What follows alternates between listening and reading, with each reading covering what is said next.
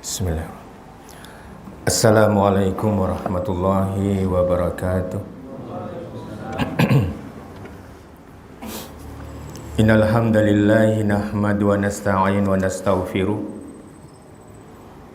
wa na'udzu billahi min syururi anfusina wa min sayyiati a'malina may yahdihillahu fala mudhillalah wa may yudlil fala hadiyalah.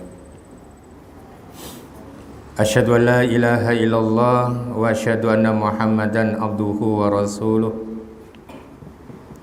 Allahumma shalli ala Muhammad wa ala alihi wa sahbihi ajma'in. Pertama-tama, marilah kita senantiasa bersyukur kepada Allah. Bersyukur kepada Allah atas segala nikmat yang Allah berikan kepada kita. Kita masih diberikan kesehatan oleh Allah. Di samping kesehatan, kita masih diberikan kesempatan sehingga pada malam hari ini kembali kita bisa bersilaturahim sambil kita mengkaji dari apa yang disabdakan oleh Rasul kita, Nabi kita Muhammad sallallahu alaihi wasallam, dan juga apa yang telah difirmankan oleh Allah Subhanahu wa taala di dalam Al-Qur'an.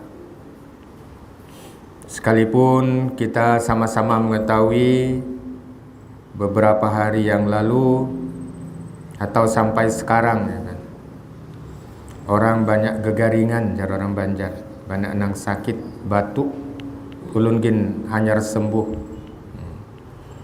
Kalau dites pasti COVID, gitu kan. Kena ada flu, ada batuk, kena itu virus, gitu. Kalau ada virus, kalau kita tes pasti COVID, batuk atau selesma atau flu. Kena batuk dan selesma itu adalah virus yang masuk ke dalam tubuh kita. Begitu juga kalau kita bepergian ke luar daerah, ke Jawa misalnya. Ulun hanya datang jua menjenguk anak ulun di pesantren Persis Bangil. Sing cucukan terus antigen. Naik pesawat cucuk, maka 100 pulang.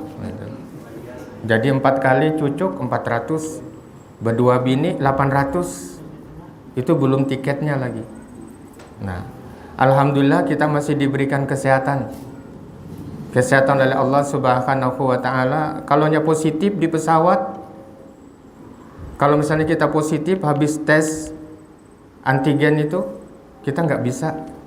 Karena begitu masuk ke pesawat itu, mau masuk ke bandara itu, ada yang disebut dengan aplikasi.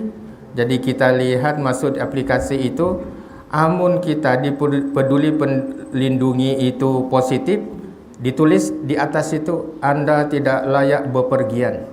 Kemana kita? Itu kan. Kita tidak layak bepergian. Jadi kita mau nginap di mana? Di bandara. Terpaksa banyak yang bebulik. Kalau pian kada terima dengan tes ini, silakan pian PCR. Harganya berapa? 600. Bayangin. Nah, itulah begitu pengalaman ulun bepergian 4 kali 400, berdua bini 800. Itu belum tiket. Nah, itulah bepergian yang sangat sekarang ya, sangat melelahkan. Samping uangnya kita harus periksa, berantri, berangkat jam 2, kita jam 8 sudah berangkat ke airport. Nah, itulah salah satu di antaranya. Jadi kita harus punya trik-trik tertentu kalau kita pulik ke Jawa dan sebagainya. Kita masuki minyak, salah satu minyak apa nih yang dijual sekarang itu oleh produksi Adi Hidayat, masukkan dalam dengan cotton bud itu. Nanti yang diperiksa, dicucuk, diperiksa, minyak itu kan pasti negatif. Nah, kita harus punya banyak trik dalam suasana yang semacam ini. Apalagi kita sekarang dengan perubahan sistem, dengan perubahan cuaca ini banyak nang gegaringan, batu dan lain sebagainya. Mudah-mudahan kita senantiasa, ini hanya sekedar yang dapat ulun sampaikan ketika bulik kemarin ke Jawa melatih anak di pesantren. Begitu susahnya, begitu ngalihnya kita di perjalanan itu. Baik Bapak dan Ibu, Bapak-bapak semua, jamaah rahimakumullah. Setelah kita diberikan kesehatan oleh Allah Subhanahu wa taala, kita bisa berjemaah di tempat ini. Dengan kesekian kalinya kita mengikuti kajian-kajian yang disampaikan oleh beberapa ustadz yang lainnya. Malam hari ini kita akan mencoba membacakan dan menjelaskan apa yang disabdakan oleh Rasul sallallahu alaihi wasallam. Oleh karenanya, apa disabdakan oleh Rasul sallallahu alaihi wasallam adalah amal-amal kebaikan di dunia. Dan nantinya amal-amal kebaikan di dunia dan balasannya. Nah, situasi yang semacam ini pasti kita akan menghadapi sebuah permasalahan yang kita tidak lepas berdoa kepada Allah, Allahumma yassir wala tu'assir, gitu. Ya Allah, ya Rabbi, berikanlah sebuah kemudahan kepada diri kita semua, jangan Engkau persulit, gitu. Nah, itulah doa yang dicontohkan oleh Rasul sallallahu alaihi wasallam ketika kita mendapati situasi yang semacam ini.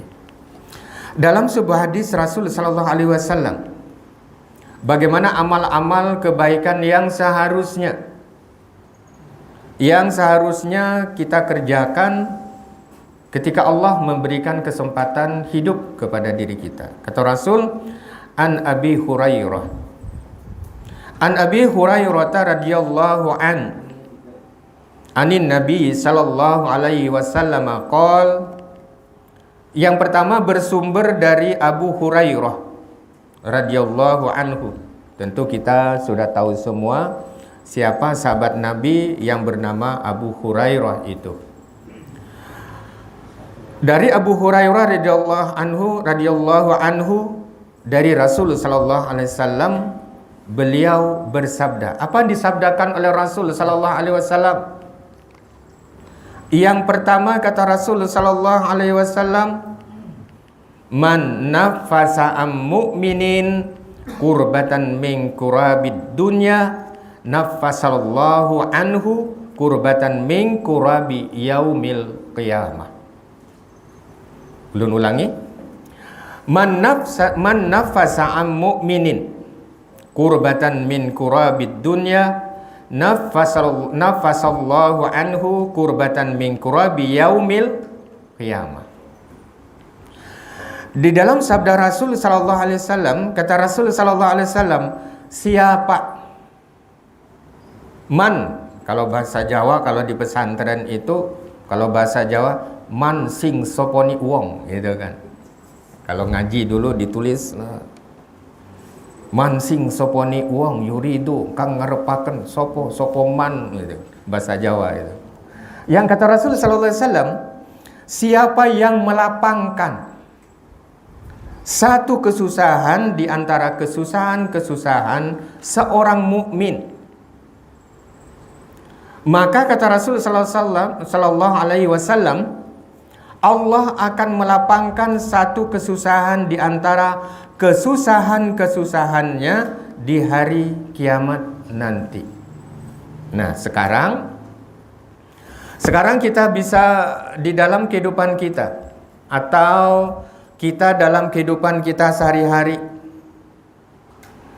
atau kita ketemu, atau bahkan kita sudah punya pengalaman sendiri bagaimana orang lain mendapatkan kesusahan yang perlu bantuan dari diri kita. Apakah itu bantuan itu tidak hanya berupa uang, gitu kan?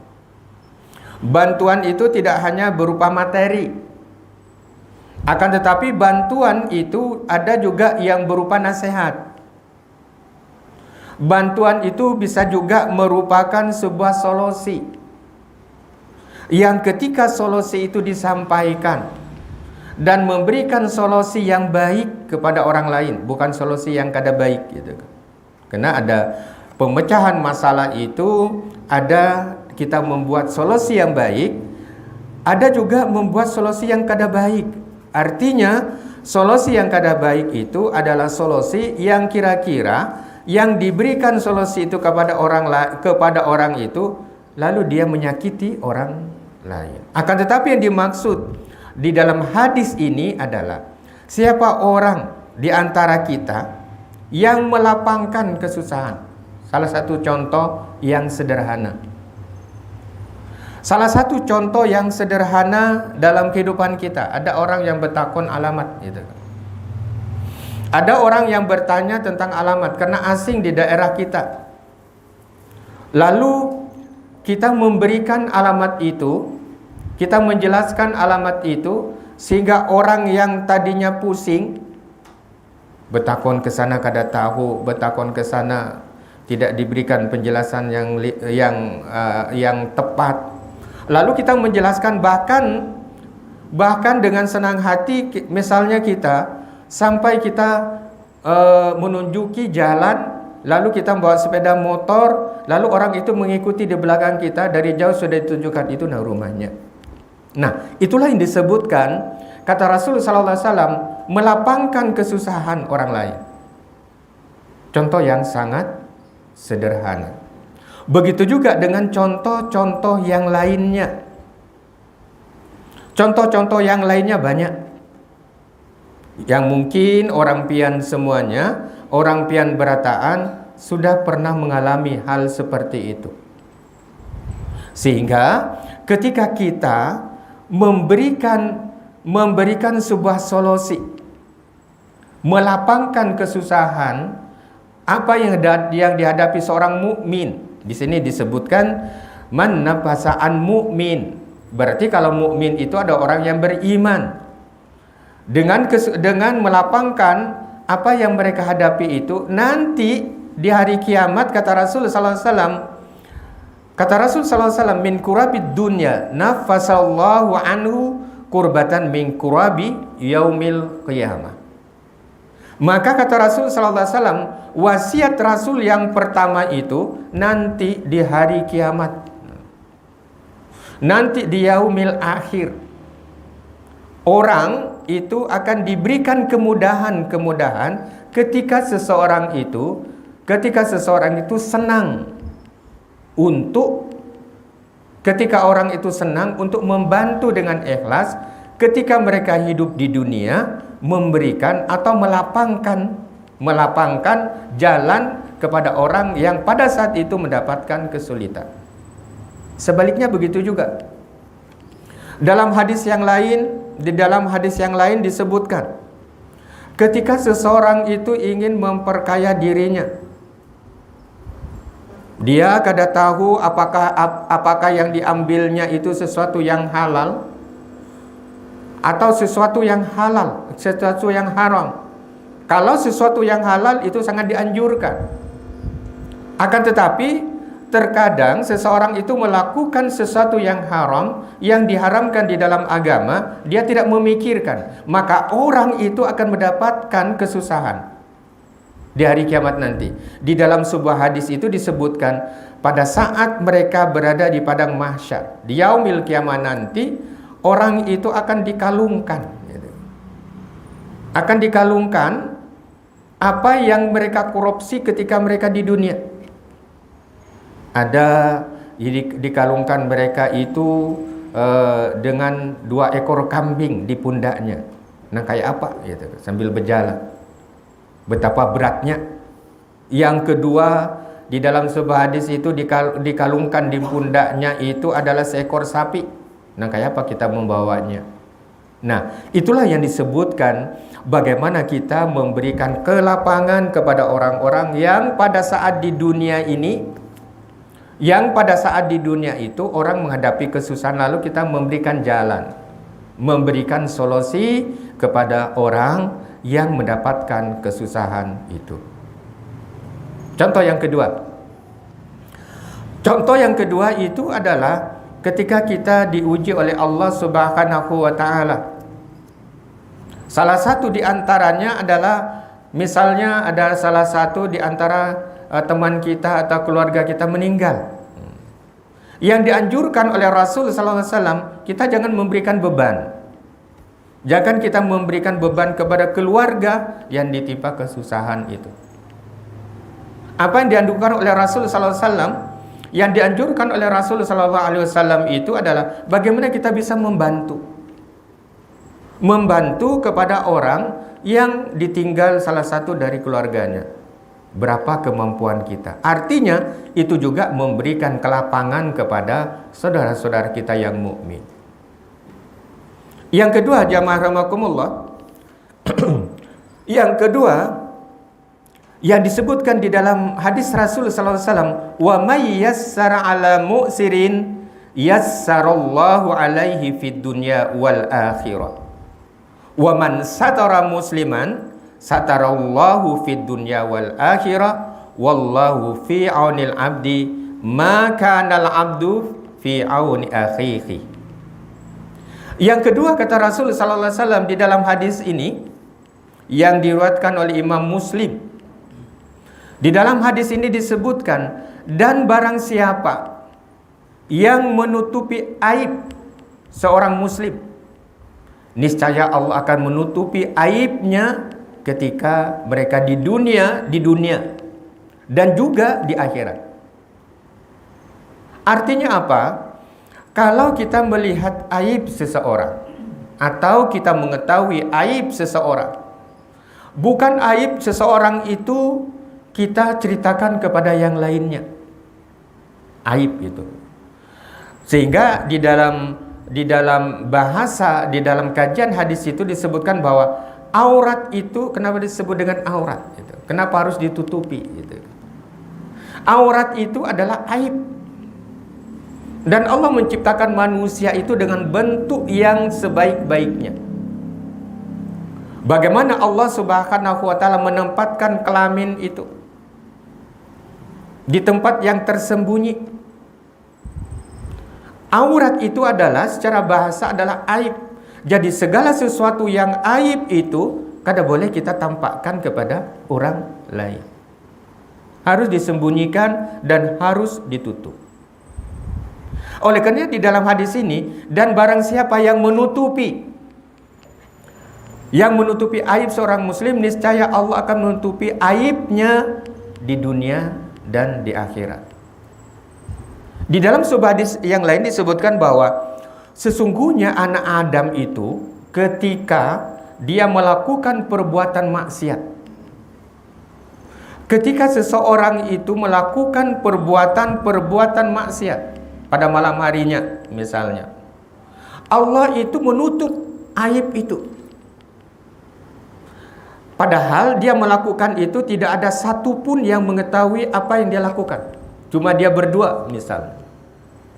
Allah menutupi aibnya itu tidak diberitahu kepada manusia. Nah, ini terkadang sifat manusia ya. Begitu dia sudah melakukan, Allah telah menutupi aibnya di malam hari itu.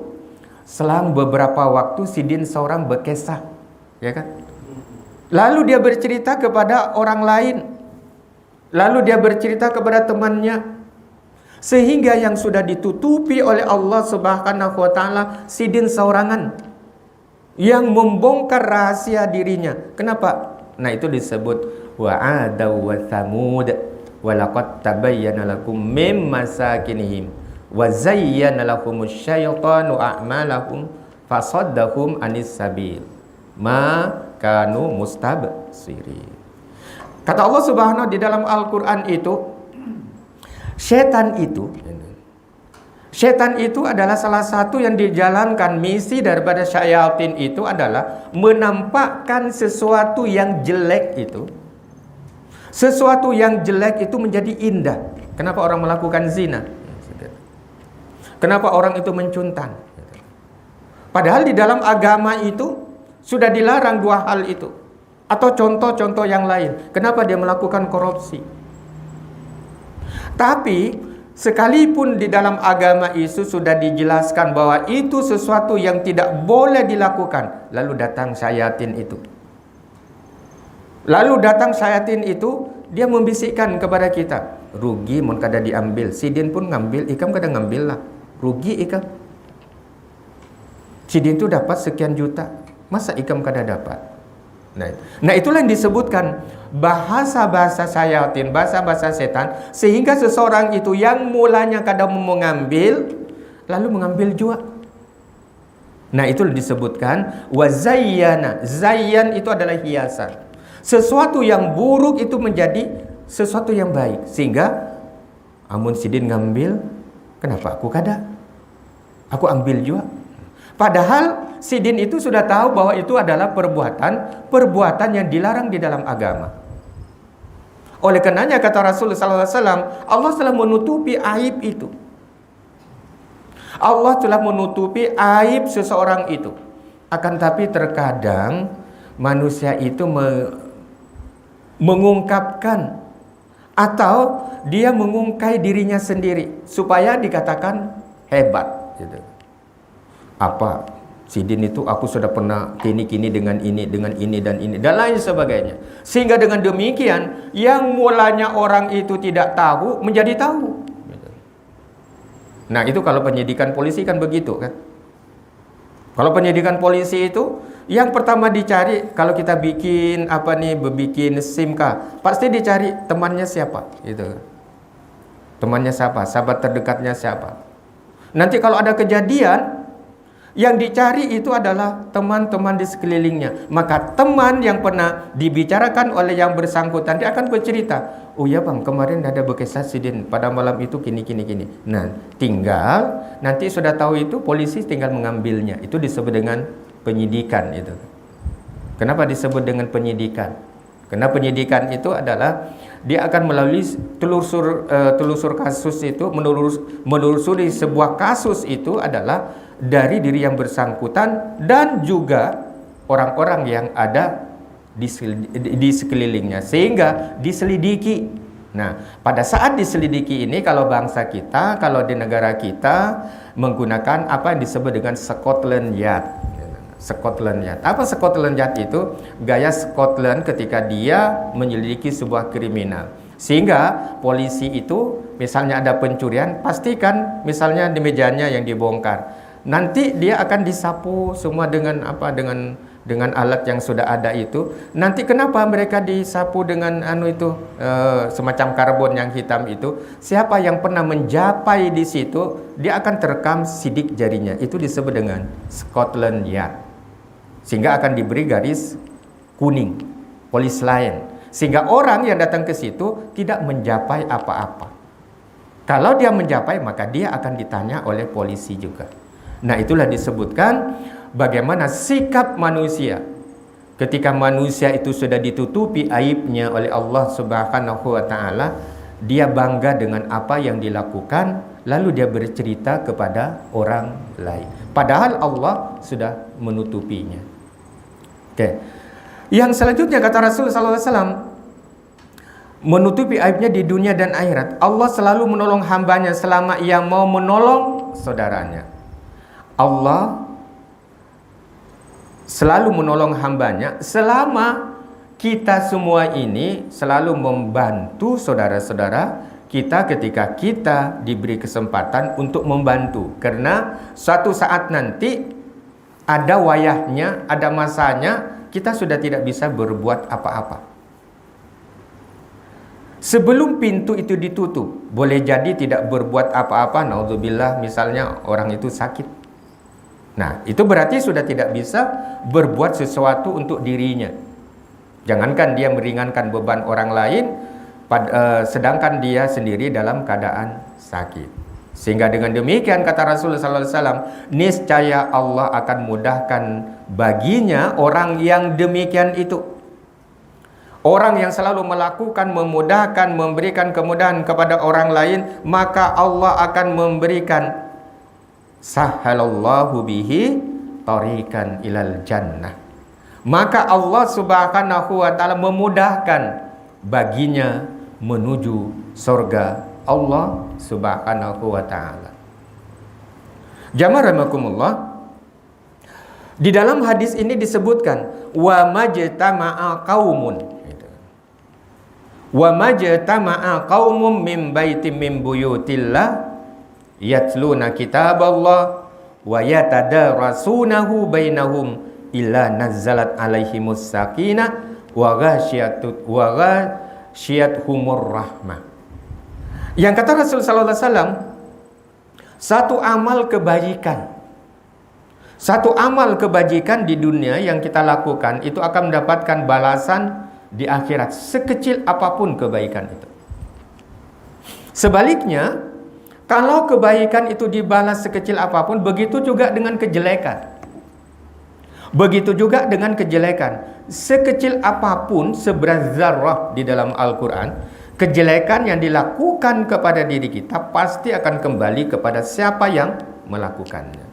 Sehingga di dalam hadis ini, wa majtama'a qaumun min baiti buyutillah yatluna kitaballah wa yatadarasunahu. Satu kaum yang berkumpul.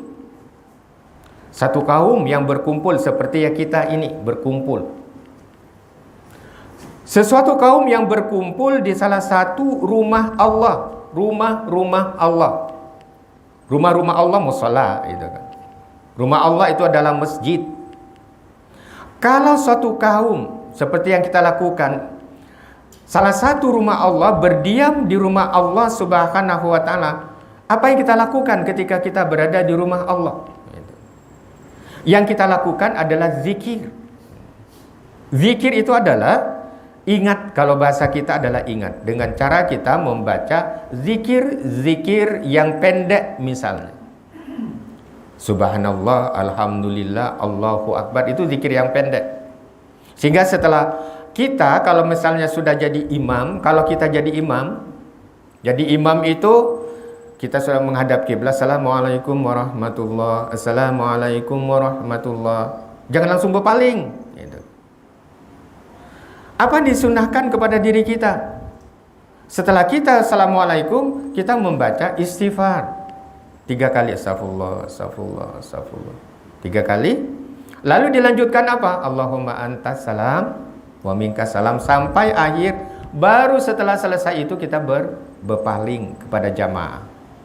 Nah, etika dalam ketika kita menjadi imam. Jadi imam diam sejenak, lalu kita membaca astagfirullah 3 kali, dan setelah itu membaca Allahumma antas salam dan seterusnya, baru berpaling ke jamaah. Itulah tuntunan Rasul kepada diri kita, sehingga yang sekecil itu diatur semua di dalam hadis-hadis Rasul sallallahu alaihi wasallam. Ada boleh kita Assalamualaikum warahmatullah, Assalamualaikum warahmatullah. Ada juga Assalamualaikum warahmatullahi wabarakatuh, Assalamualaikum warahmatullahi wabarakatuh. Ada 3 salam, terserah mana aja yang mau diambil, yang mau dipakai, karena itu semuanya dicontohkan oleh Rasul sallallahu alaihi wasallam. Kita kembali kepada apa disampaikan di dalam hadis ini.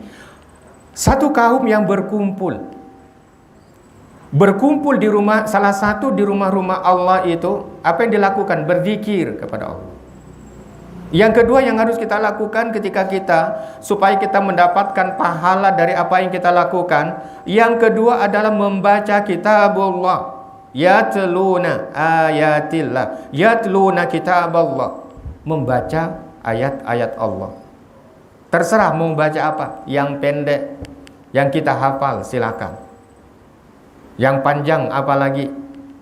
Yang ketiga kata Rasul sallallahu alaihi wasallam, setelah kita berada berzikir kepada Allah, lalu kita membaca kitab Allah dan kita mempelajarinya, seperti kita mempelajarinya.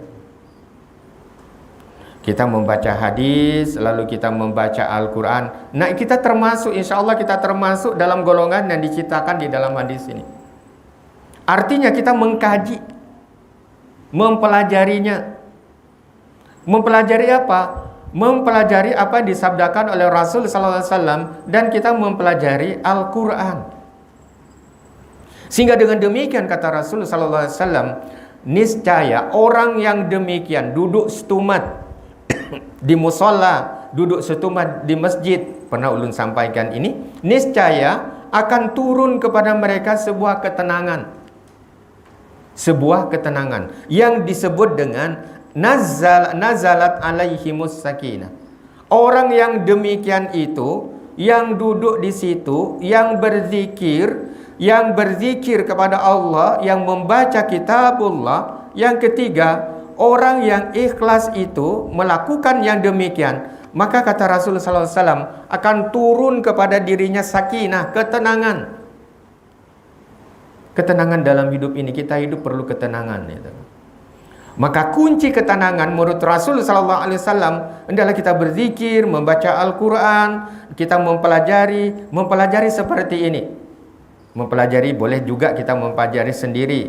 Lalu kita mempelajari, misalnya ada ustadz, lalu kita mengkaji dari beberapa ayat. Setelah ayatnya dikaji, lalu ada tafsirnya. Sehingga dengan demikian supaya amal kita ini terus menerus, supaya amal kita ini terus menerus yang disebut dengan jariyah. Yang disebut dengan jariyah. Jariyah itu adalah artinya mengalir. Jariyah itu adalah mengalir. Mengalir ke mana? Mengalir kepada siapa yang memberikan itu. Misalnya, ulun menyampaikan hadis ini. Jadi pian mohon maaf mendengarkan. Lalu setelah itu kita menjelaskan kepada istri kita, anak kita, cucu kita. Dari apa yang pian ketahui dari hadis Rasulullah SAW. Maka ketika seseorang itu menjelaskan sesuatu yang baik dan orang yang dijelaskan itu mengerjakan dari apa yang kita lakukan, yang secara otomatis anak kita ketika kita menjelaskan, maka ujar abah dulu nangka ini. Sering kita kan, ujar abah dulu nangka itu. Maka nanti dia akan terus mengalir pahalanya itu kepada siapa yang menyampaikan. Bukan hanya ulun yang dapat, akan tapi guru ulun dapat juga, pian juga dapat juga. Itulah yang disebut dengan jariyah. Yang perlu kita hindari itu adalah dosa-dosa jariyah. Dosa-dosa yang diwariskan. Dosa-dosa yang diwariskan. Sesuatu yang misalnya ada seseorang yang mewariskan karis gitu. Mewariskan sesuatu yang mempunyai kesaktian, mewariskan satu benda. Ada ulun dipanggil, mudah-mudahan beliau itu diampuni oleh Allah dosanya. Pada saat itu ulun dipanggil, orang itu lagi sakit, kada bisa duduk, berabah pun sakit. Lalu ulun datang ke rumahnya. Nah, seperti tuntunan Rasul, kita mendoakan kepada orang yang sakit itu, mudah-mudahan diangkat penyakitnya. Akan tetapi ada sesuatu yang menurut ulun itu masuk ke situ, ada sesuatu yang tidak kena gitu. Kok kayak kada benar dan sebagainya. Lalu saya bilang, pian ini ada menyimpan apa? Kamar pian ini kada sehat. Lalu dijelaskan, ada pengkaris di situ. Wah, itu kan. Ada karis di situ, ada itu, ada, sehingga jarulun keluarkan semua, buang. Kada mau diwariskan dengan dangsana aku. Jangan. Ketika pian memberikan kepada itu, orang percaya kepada itu, maka nanti itulah disebut dengan dosa jariah yang terus pian dapati sekalipun pian sudah meninggal. Artinya akhirnya ulun kumpulakan dapat sekarung. Mudah-mudahan beliau itu diampuni dan masih diberikan kesadaran untuk apa? Ketika dia berikan kesadaran, dia sadar semua, jarulun pian harus membuang itu semua. Kalau pian takut, ulun yang membuangnya. Ulun buang di jambatan Barito. Karena itu sesuatu jangan sampai nanti diwariskan lagi, maka terus itu mengalir kepada siapa yang memberinya. Nah, itulah kata Rasulullah SAW. Ketika seseorang sering berkumpul di tempat-tempat yang seperti ini, yang rutin kita laksanakan, maka kita akan mendapatkan apa yang disebut dengan sakinah. Sering kita mendengar kalau pengantinan sakinah, mawaddah, warahmah. Lalu ada juga dipersingkat lagi samawah. Nah, itu yang kada baik itu. Samawah kan langit kan? Samawati. Memang dapat langit. Nah, itu yang terkadang kalau kita menyingkat sesuatu itu, kita harus melihat artinya juga. Oleh karena kata Rasulullah SAW, orang yang seperti kita ini, yang kita hadir ikhlas, kita menuju ke pengajian, maka orang yang semacam itu, seperti itu, wa ghasyiyatuhumur rahmah, akan turun rahmat kepada kita.